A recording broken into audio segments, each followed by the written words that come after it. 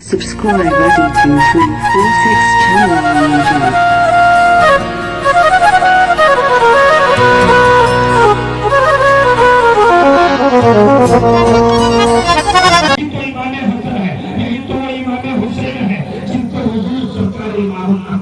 अपने कांधों पे बिठाया करते थे और दोनों को सुबह करते थे। लोगों ने पूछा था, अरे या रसूल अल्लाह, ये तो बता दीजिए क्योंकि जो है आप इनको अपने कांधों पे बिठाते हैं जो है तो अंदाजा लगाओ, वो तो बता दीजिए आप इनको सुबह करते हैं, इसकी वजह क्या है? तो अल्लाह के प्यारे हबीब हम सबके दाता मौला ने फरमाया था कि सुनो सुनो, जब मैं इनको देखता हूँ, जब मैं इनको चूमता हूँ तो चूमने का मजा मिलता है, और जब मैं इनको सुनता हूँ तो जन्नत को मजा मिलता है। अल्लाह अल्लाह, ये वही नाम हसन मुत्तबा है आपके विशाल के बाद में। लेकिन विशाल से पहले एक वसीयत और भी की थी कि मेरे विशाल के बाद जब नाना जान के पहलू में, नाना जान के करीब में, नाना जान के मज़ारे मुक़द्दस के बाजू में जब मेरा घर बनाया जाएगा, किसका बोलो, मेरा घर बनाया जाएगा। इस वक्त मदीने शरीफ का गवर्नर मरवान यजीद है, वो आगे आएगा और अगर वो मना करे, नानी जान इजाजत दे दे तो वहीं पे मेरी मज़ार बनाना, वहीं पे मेरे कब्र बनाना। लेकिन मरवान, मुझे ये उम्मीद है कि मरवान बिन यजीद आगे आएगा, सरहूद या मेरे नाना जान के पहलू में मेरी कब्र को नहीं बनाने देगा।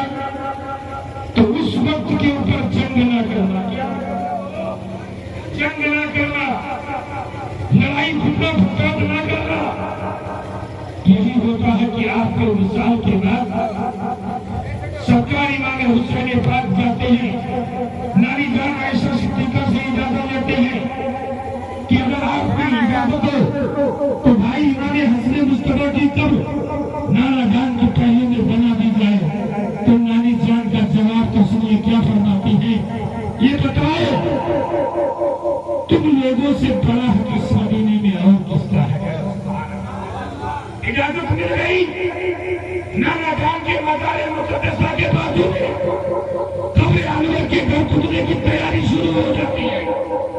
उधर मरवान बिन यजीद को खबर मिली, उसने अपने तमाम फौजियों को भेजा कि रसूल मुक़द्दस की बाजू में इमाम हसन मुस्तफा को नहीं मदफून किया जाएगा। यही तक कि नंबर ये आ गया कि फितना फसाद बढ़ जाएगा। सरकार अबू हुरैरा फरमाते हैं कि मदीना शरीफ के अंदर उस दिन सन्नाटा छाया और जिस जब से दुनिया कायम हुई थी उस वक्त से लेकर के इमाम हसन मुस्तफा की नमाज़े जनाजा तक, पहली वो नमाज़े जनाजा थी मदीने शरीफ के अंदर कि जितना हुजूम इमाम हसन मुस्तफा की जनाजे में जन्नतुल बकी के अंदर लोग जवाब हुए थे, उतना हुजूम उससे पहले कभी जनाजा थी मेरे प्यारे, ये इमाम हुसैन के बड़े भाई की थी। सरकार अबू हुरैरा रज़ियल्लाहु तआला अन्हु फरमाते हैं मरवान ने रोक दिया, फिर जन्नतुल बकी में आपकी अम्मी जान के पहलू में मज़ार मुक़द्दस बनाई गई, घर बनाया गया और ऐसा हुजूम था कि अगर सुई ऊपर से उछाल के फेंक दी जाए तो वो जमीन तक नहीं पहुंच सकती थी, इतना हुजूम था। और ये कह रहे थे आपकी बड़ बहन सैयदा ज़ैनब उस वक्त के ऊपर ये पुकार रही थी कि सरकार इमाम हसन मुज्तबा नहीं, आज हम शबीह मुस्तफा दुनिया से फर्क। अल्लाह अल्लाह, ये इमाम हसन का बचपना, ये इमाम हसन की शहादत है। आओ मेरे प्यारे, अब अल्लाह के प्यारे हबीब की बारगाह में चलो कि अल्लाह के प्यारे हबीब अपने नवासों से कितनी मोहब्बत फरमाया करते थे, कितनी चाहत फरमाया करते थे। मेरे प्यारे मस्जिद नबवी में एक बार को वाक़िया है कि सरकार इमामुल کے لیے امامت فرما رہے ہیں، تمام جانسار صحابہ آپ امامت فرما رہے ہیں، آپ ابتدا میں نماز ادا کر رہے ہیں، سجدے کے عالم میں ہیں، کہیں نہ کہیں سے سرکار امام حسین پاک آتے ہیں، آنے کے بعد میں سجدے کے عالم میں اپنے نانا جان کے پشت انور پہ بیٹھ جاتے ہیں۔ کہہ دو سبحان اللہ۔ پشت انور پہ بیٹھ گئے، بات آگے بڑھائی جا رہی ہے۔ پشت انور پہ جیسے ہی بیٹھتے ہیں، میرے آقا امام الانبیاء نے سبحان ربی الاعلیٰ کی تسبیح کو بڑھا دیا، ایک بار نہیں، 3 بار نہیں، 5 بار نہیں، 10 بار نہیں، بلکہ امام الانبیاء آپ کے نانا جان 40-50 بار نہیں بلکہ 72 بار، 72 یعنی 72 بار تسبیح کو سجدے میں دراز کر دیا، تسبیح بڑھا دی۔ نماز پھر جب آپ نیچے اترے، آپ نے سجدے سے سر کو اٹھایا، نماز سے فارغ ہوئے، صحابہ عرض کرتے ہیں کہ یا رسول اللہ علیہ السلام، میں آپ پہ قربان جاؤں، خدا کے انبیاء بھی میں آپ پہ قربان جاؤں، میرے ماں باپ بھی قربان جائے، یہ بتا دیجیے یا رسول اللہ، کیا اس وقت وہی کوئی نازل ہو رہی تھی یا قرآن مقدس کے کوئی آیت کریمہ نازل ہو رہی تھی، یا سجدے کو دراز کرنے کا حکم آ گیا ہے، نمازوں میں سجدے کو دور کرنے کا حکم آ گیا ہے؟ اللہ اللہ اللہ کے پیارے حبیب فرماتے ہیں کہ صحابہ سنو سنو، نہ تو کوئی وحی نازل ہو رہی تھی، نہ کوئی قرآن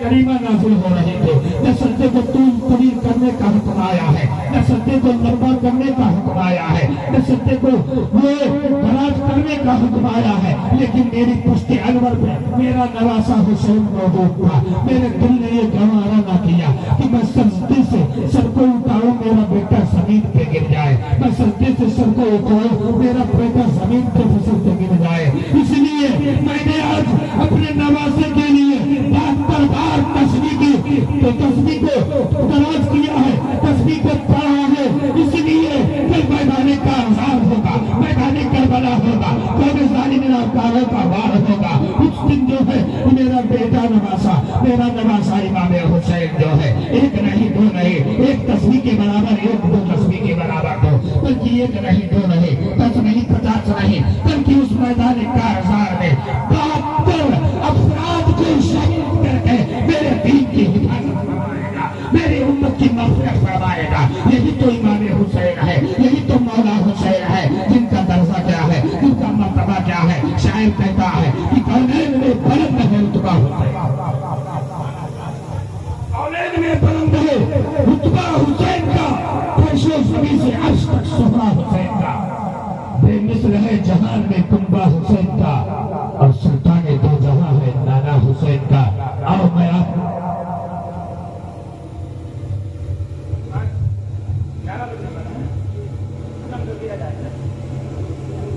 ابھی شروع ہوا، چلو 10 منٹ اور پڑھتے ہیں۔ پڑھیے بلند آواز سے تشریف، اللہم صلی علی سیدنا و شفیعنا و حبیبنا کریمنا مولانا محمد وآلہ وسلم، صلاۃ و سلام علیک سیدی یا رسول اللہ، علیک الصلاۃ والسلام۔ کتنی محنت سے کوئی جو ہے خطاب کرنے والا خطیب یا نعت پڑھنے والا نعت و منقبت تیاری کر کے آتا ہے، ارے آپ لوگ اسے سبحان اللہ ماشاء اللہ سے داد دیتے رہیں، پیسوں کی کوئی بات نہیں ہے، رقم کی کوئی بات نہیں ہے۔ اگر یہی بری محفل میں ناچ ٹیلی ویژن میں دکھانا ہوتا نا تو ہزاروں ہزار روپے لگ گئے ہوتے، لیکن میرے پیارے نوجوان بھائیوں، قربان جاؤ عظمت حسین کے اوپر، واہ عظمت حسین کے اوپر، کیونکہ یہ حسینی کمیٹی کے جو افراد ہیں، وہ اس بستی کے افراد ہیں، وہ اس محلے کی خواتین ماں بہنیں ہیں، وہ بھی قربان جائے امام حسین کے اوپر، کیونکہ عظمت حسین کیا ہے، عظمت حسین کیا ہے، عظمت حسین یہ ہے۔ میں بتانا چاہوں گا امام حسین پاک کا بچپن گزرتا ہے، ادھر سرکار صدیق اکبر کے بعد میں عمر فاروق اعظم ام المومنین منتخب کیے جاتے ہیں، یعنی جو ہے مسلمانوں کے بادشاہ منتخب ہوتے ہیں۔ ادھر کیا ہوا، ایران کے بادشاہ پرویز خسرو جو ہے جو مدد ظہر تھا، ایمان والا نہیں تھا، کلمہ پڑھنے والا نہیں تھا۔ آؤ میں آپ کو امام حسین پاک کی شادی کا واقعہ سنا کر کے اپنی بات کو اختتام پہ پہنچا دوں گا۔ یہ عمر فاروق اعظم رضی اللہ تعالی عنہ جو ہے عمر کے ایران کے